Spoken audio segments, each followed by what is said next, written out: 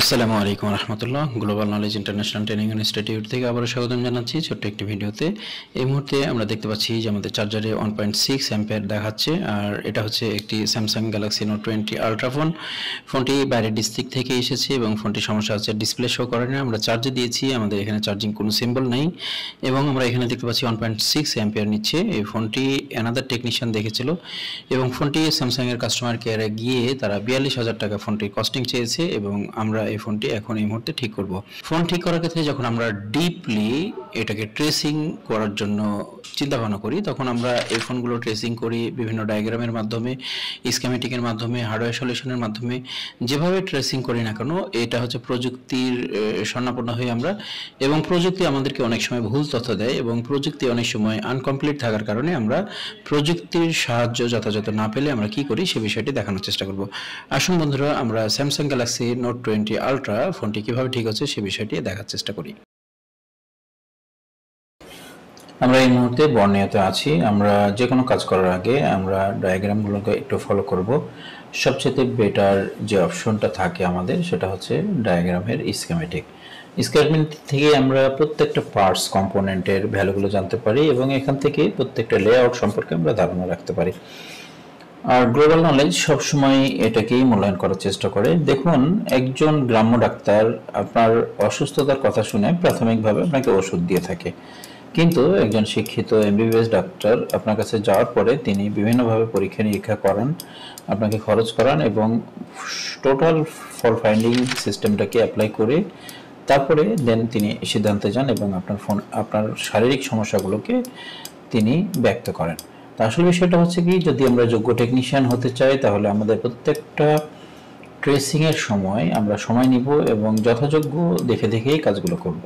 তো আমরা এই মুহূর্তে বর্ণীয় স্কিমেটিকে আছি এবং এখানে আমরা স্কিমেটিক না পাওয়ার কারণে সার্ভিস ম্যানুয়ালটাকে ফলো করছি এবং এখানে সার্ভিস ম্যানুয়াল ছাড়া স্কিমেটিক এবং হার্ডওয়্যার সলিউশন কোনোটি আমরা পাইনি। তো আমরা দেখতে পাচ্ছি যে এখানে আমাদের লেআউট রয়েছে। এখানে আমরা তিনটি পার্টে লেআউট পাচ্ছি, যার কারণে এটা হচ্ছে আমাদের সংযুক্ত মাদারবোর্ড। আমরা দেখতে পাচ্ছি সংযুক্ত মাদারবোর্ডের কারণে এটা হচ্ছে তিনটি খণ্ড করে দেখানো হয়েছে। তো আমরা যেহেতু ডিসপ্লে প্রবলেম, ফোনটি ডিসপ্লে আসছে না এবং মাঝে মধ্যে দু একবার আমি আলো দেখেছি ডিসপ্লেতে আবার চলে গেছে, এরকম হয়েছে, যার কারণে আমরা এখন এটা হচ্ছে ডিসপ্লে বেসটাকে কাউন্ট করার চেষ্টা করব। আমরা এই মুহূর্তে দেখতে পাচ্ছি যে ডিসপ্লে বেজ এখানে এসওসি সকেট বোঝানো হয়, আর সাধারণত এলসিডি বা যে কোনো ধরনের কানেক্টর বোঝানোর জন্য আমরা তিনটি পদ্ধতি সবসময় পেয়ে থাকি। একটা হচ্ছে এসডিসি, একটা হচ্ছে জে, একটা হচ্ছে সক। তো আমরা এখানে দেখতে পাচ্ছি সক দিয়ে ব্যবহার করা হয়েছে। স্যামসাং মূলত সক এবং এইচডিসি ব্যবহার করে থাকে। শাওমি, অপো, ভিভো এনাদের কোম্পানিগুলো আমাদের জে ব্যবহার করে থাকে। তো আমরা এখানে দেখতে পাচ্ছি যে সাধারণত বোর্ডের এই অংশটাই হচ্ছে এলসিডির বেস। এটা হচ্ছে আমাদের সেকেন্ড পিসিবি। এই সাইডে আরও একটি আমাদের সেকেন্ড পিসিবির লাইন রয়েছে। তো আমরা এই সকেটটাকে যদি জাস্ট কপি নিয়ে এখান থেকে কিছু দেখতে চাই, তো সে বিষয়টা আমরা দেখতে গেলে আমাদেরকে এটা পেস্ট করতে হবে, এরপরে সার্চ করতে হবে।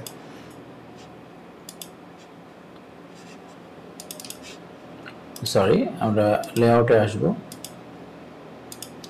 সার্ভিস ম্যানুয়ালে আসবো। আমরা সার্ভিস ম্যানুয়ালে এসে আমরা এটাকে পেস্ট করি, তারপরে সার্চ করি। দেখুন, সার্ভিস ম্যানুয়ালে যেটা দেখায় সেটা হচ্ছে একটা সকেট, যেটা হচ্ছে ফিঙ্গারপ্রিন্টের লাইন দেখানোর জন্য এই সকেটটাকে এখানে উল্লেখ করা আছে এবং এখানে একটি উল্লেখ করা আছে এটাও হচ্ছে ফিঙ্গারপ্রিন্টের লাইনের সমস্যার জন্য। অ্যাকচুয়াল বিষয়টা হচ্ছে যেহেতু আমাদের ডিসপ্লে বিষয় আর এখানে স্কিমেটিক না থাকার কারণে আমাদেরকে এভাবে দেখাচ্ছে।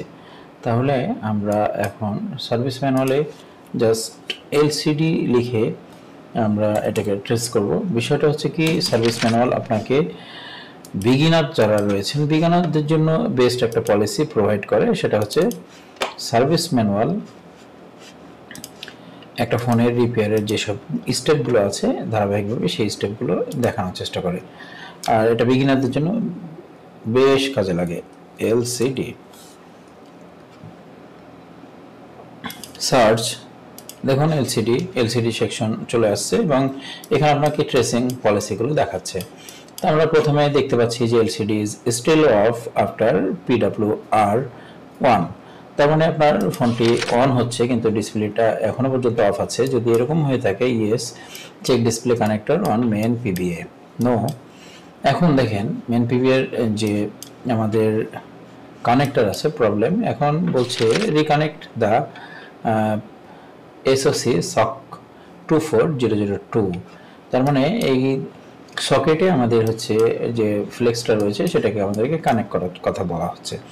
এখন এটা আমরা কানেক্ট করব কিভাবে? আচ্ছা, এই সকেটটাই যে কোনটা সেটা দেখানোর চেষ্টা করছে। এই সকেটটা আমরা আবারও আসি, দেখুন এখানে পেস্ট করলে আমরা কিন্তু এখানে সকেটের তথ্যটা এখান থেকে শো করে না। তার মানে এখানে যে সকেটটা দেখানো হয়েছে সেই সকেটটা এখানে কিন্তু শো করছে না। এবার দেখুন, এরপরে আমরা যেটা দেখতে পাচ্ছি যে ভিডিডি আর ভোল্টেজ ড্রেন 3.0 ভোল্ট, আর এখানে বলছে যে C24023, C24024, C24034, এই তিনটি ক্যাপাসিটরে আমাদেরকে তিনটি মাপের ভোল্টেজ সাপ্লাই আছে বলছে। সেটা হচ্ছে 3.0 এবং 1.8, 1.6। এখন আমাদের স্বাভাবিকভাবে এই ক্যাপাসিটরগুলোকে চেক করতে হবে। তাহলে এটা আমরা কপি নিই, লেআউটে আসি, এরপর আমরা পেস্ট করি। যেহেতু আমরা এখন হট টেস্টিং এর মাধ্যমে ক্যাপাসিটরগুলোকে খুঁজে বের করব এবং সেখানে আমাদের যথাযথ যে ভোল্টেজের কথা বলা হচ্ছে এখানে 24023, এটাতে 3.0 ভোল্ট থাকবে। তো আমরা এখানে এসে দেখে নেই যে আমাদের এই ক্যাপাসিটর কোনটা। দেখুন আমরা এখানে এসে সার্চ করি, নো ম্যাচ হোয়ার ফাউন্ড, তার মানে এখানে ম্যাচ করছে না। এখন আমরা যদি দ্বিতীয় নম্বর ক্যাপাসিটরটাকে আবার আসি এবং পেস্ট করি, সার্চ, দেখুন নো ম্যাচ। এরপরে আমরা 3 নম্বর ক্যাপাসিটর যেটা রয়েছে সেটা সার্চ করব, যেটা হচ্ছে 24034, সার্চ, দেখতে পাচ্ছেন যে এখনো পর্যন্ত নো ম্যাচ হোয়ার ফাউন্ড, তার মানে আমাদের ম্যাচ করছে না। অ্যাকচুয়াল বিষয়টা হচ্ছে যে অনেক সময় আপনি আপনার প্রযুক্তির সাহায্য নিয়ে যে মোবাইল ফোন রিপেয়ার করেন, সে প্রযুক্তির সাহায্য আপনার সন্নিকটে ধরা দিবে না, এরকম পরিস্থিতিতে আসতে পারে। যার কারণে আমরা ডিজিটাল অ্যানালগ বা আপনার প্রযুক্তি এবং প্রযুক্তি ছাড়াই আপনি নিজের কিছু কৌশল অবলম্বন করে ফোনগুলো কিভাবে রিপেয়ার করতে পারেন সে বিষয়গুলো আমরা সবসময় শেখানোর চেষ্টা করি। একটি সার্কিট বোর্ডের প্রত্যেকটা সেক্টর সম্পর্কে আপনি ধারণা নিতে পারেন 4টি সিস্টেম ব্যবহার করে, যেটা গ্লোবাল নলেজ তার স্টুডেন্টদেরকে বোঝানোর চেষ্টা করে। তো যেহেতু আমরা এখানে এলসিডি ট্রেসিং পলিসির স্টেপগুলো দেখার চেষ্টা করেছি, এই ট্রেসিং পলিসির মধ্যেই কিন্তু আমরা কিছু তথ্য পেয়েছিলাম যে তথ্যগুলো সিস্টেমের সাথে মিলছে না। যার কারণে আমরা এখন এখান থেকে বের হব। বের হওয়ার পরে আমাদের যে নিজস্ব সিস্টেমগুলো আছে সেগুলোকে অ্যাপ্লাই করার চেষ্টা করব। আর আমি মাদারবোর্ডে কিছু চেকিং অলরেডি করেছি। এখন যে বিষয়টি, সিদ্ধান্তটা এটাই যে আমাদের সাপ্লাই আইসি বের করতে হবে। তো সাপ্লাইটা কোথায়, কিভাবে, আমরা সে বিষয়টি দেখার চেষ্টা করি। দেখুন আমাদের এখানে বলেছে যে 3.0 ভোল্ট, 1.8 ভোল্ট এবং 1.6 ভোল্ট, এই ভোল্টেজগুলো যদি না থাকে, নো, তাহলে আমাদেরকে বলছে রিসোল্ডার অর রিপ্লেস দ্য পিএমআইসি। তো আইসিটা কোনটা সেটা আমরা দেখার জন্য U10001 এটাকে আইসি বলা হচ্ছে। এখন আমরা এই সাপ্লাই আইসিটাকে বের করার জন্য এটা কপি নিয়ে চলে আসি লেআউটে। দেখুন আমাদের লেআউটেই এখানে আমাদের আইসিটা দেখাতে সক্ষম হয়েছে, তার মানে এই কোডিংটা ঠিক রয়েছে। এখন আমরা দেখতে পাচ্ছি যে আমাদের ডিসপ্লে সাপ্লাই আইসি এখানে রয়েছে U10001। এবং আরও একটি বিষয়, সেটা হচ্ছে যখন কোনো কম্পোনেন্ট আপনার দেখানো হয় যেগুলো না আউটপুট ভোল্টেজ থাকে, যেমন আমরা এই 3টি ক্যাপাসিটর আউটপুট ভোল্টেজ থাকবে দেখেছিলাম, যদি এটাতে ভোল্টেজ না থাকে তাহলে কি হবে? ভোল্টেজ না থাকলে আপনার এই কম্পোনেন্টে ভোল্টেজ আউটপুট যে সাপ্লাই থেকে আসছে যে আইসি থেকে, সেটাকেই কিন্তু রিসোল্ডার করতে বলা হয়। তো আমরা এটা স্বাভাবিকভাবেই বুঝতে পারছি যে U10001 এই আইসিটাই হচ্ছে সেই আইসি যেখান থেকে আমাদের ভোল্টেজটা বের হওয়ার কথা 3টি ক্যাপাসিটরে। যেহেতু এই ক্যাপাসিটরগুলো আমরা পাইনি, কিন্তু আমাদের সাপ্লাই আইসি কিন্তু হচ্ছে U10001, অতএব এই ক্যাপাসিটরগুলো স্বাভাবিকভাবে এই আইসির আশেপাশেই থাকার কথা। কিন্তু আমরা এই ধরনের কোনো নাম্বারিং আইসি আমরা এখানে পাইনি যেখানে লেখা থাকবে আপনার 24 সিরিয়ালের।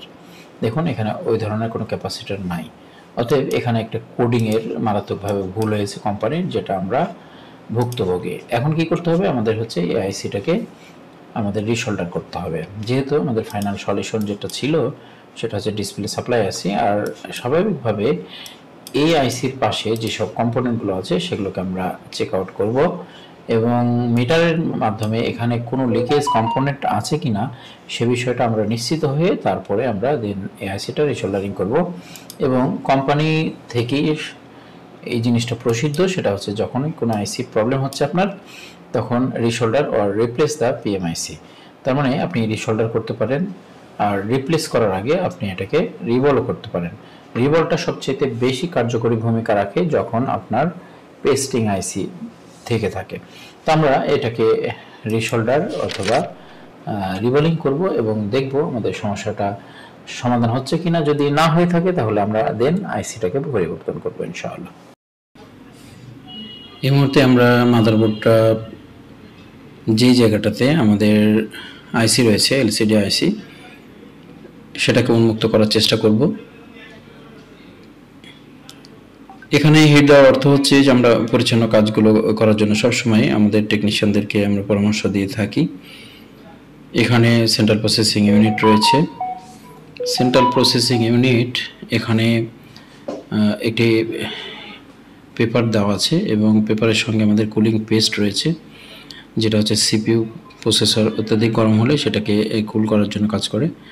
এটা আমরা অনেক সময় তুলে ফেলে দিই, অনেক সময় এটাকে ছিঁড়ে তুলে নিয়ে আসি, কিন্তু এখানে যদি হালকা উষ্ণ হিট দিয়ে আমরা এটাকে সুন্দরভাবে সুরক্ষিতভাবে তুলতে পারি, পরবর্তীতে এটা বসিয়ে দিতে পারবো আমরা। এবং এটা একটি কার্যকরী পদক্ষেপ। আমরা এভাবেই করতে পারি বিষয়গুলো, জাস্ট এভাবে হিট দিয়ে দিয়েই আমরা এটাকে তোলার চেষ্টা করি। এবং এখানে আরও একটি বিষয় রয়েছে, সেটা হচ্ছে আমরা দেখতে পাচ্ছি যে আমাদের এখানে যে প্যানেলটি রয়েছে, সিল্ডিং বলা হয়, এই টিনটাকে আমরা অনেক সময় আমাদের পয়েন্ট কাটার দিয়ে পুরোটা কেটে তুলে ফেলি। এই পয়েন্ট কাটার দিয়ে যখন আমরা পুরোটা তুলে ফেলি প্রোটেকশনটা, তখন কিন্তু আমাদের মাদারবোর্ডটা অনেকটা দুর্বল হয়ে পড়ে। আমাদের মাদারবোর্ডটাকে স্ট্রংভাবে ধরে রাখে এবং আইসিগুলোকে বা ফাইলগুলোকে ড্যামেজ করতে দেয় না কিন্তু আমাদের এই প্রোটেকশন। তো এই প্রোটেকশনের বিষয়ে আমি সবসময় বলি যে এই প্রোটেকশনগুলো যেন আমরা নষ্ট না করি। যেহেতু এখানে আমাদের ডিসপ্লে আইসিটা খুবই ছোট, ডিসপ্লে আইসিটা যেহেতু খুবই ছোট, অতএব এই ডিসপ্লে আইসিটা আমরা শুধুমাত্র সোল্ডারিং করার জন্য ওই জায়গাটুকু উন্মুক্ত করার চেষ্টা করছি।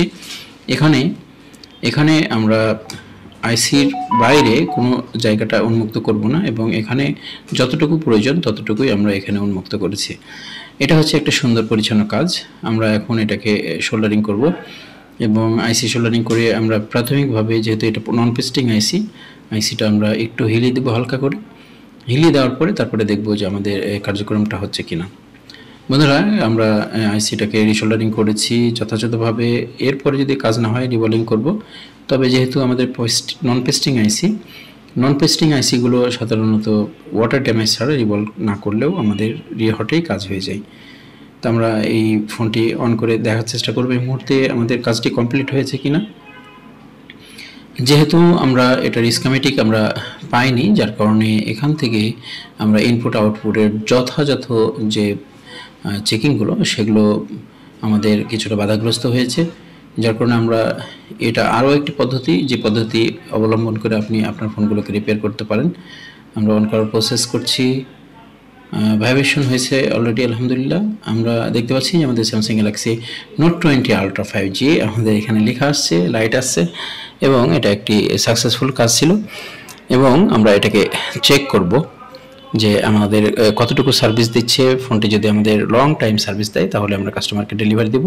এক্ষেত্রে সবাইকে আমরা পরামর্শ দিয়ে থাকি যে অবশ্যই আপনি ফোনগুলো যখন ঠিক করবেন তখন এই ধরনের রিপেয়ার করার পরে 1 দিন 2 দিন আপনি অবশ্যই চেক আউট করবেন। চেক আউট করার পরে আপনি আপনার কাস্টমারকে ফোনগুলো ডেলিভারি করবেন। সুন্দর একটি কাজ দেখানোর চেষ্টা করেছি। দেখুন আমাদের সাকসেসফুলি কাজটি হয়েছে এবং কাজ করছে আমাদের ফোনের ডিসপ্লে। আশা করি গ্লোবাল নলেজের সঙ্গে থাকলে আপনারা প্রতিনিয়ত আপডেট ইনফরমেশনগুলো পাবেন। আজকে দেখানোর চেষ্টা করেছি স্কিমেটিক বা ডায়াগ্রামগুলো আমাদেরকে যখন ভুল তথ্য দেয়, সেই ভুল তথ্যগুলোকে ব্যবহার করে আমরা কিভাবে সঠিক সিস্টেম অ্যাপ্লাই করে স্টেপ বাই স্টেপ কাজ করতে পারি। ভিডিওটি ভালো লাগলে সকলে শেয়ার করবেন। সকলকে ধন্যবাদ জানিয়ে শেষ করছি। সকলে ভালো থাকবেন। আসসালামু আলাইকুম ওয়া রাহমাতুল্লাহি ওয়া বারাকাতুহু।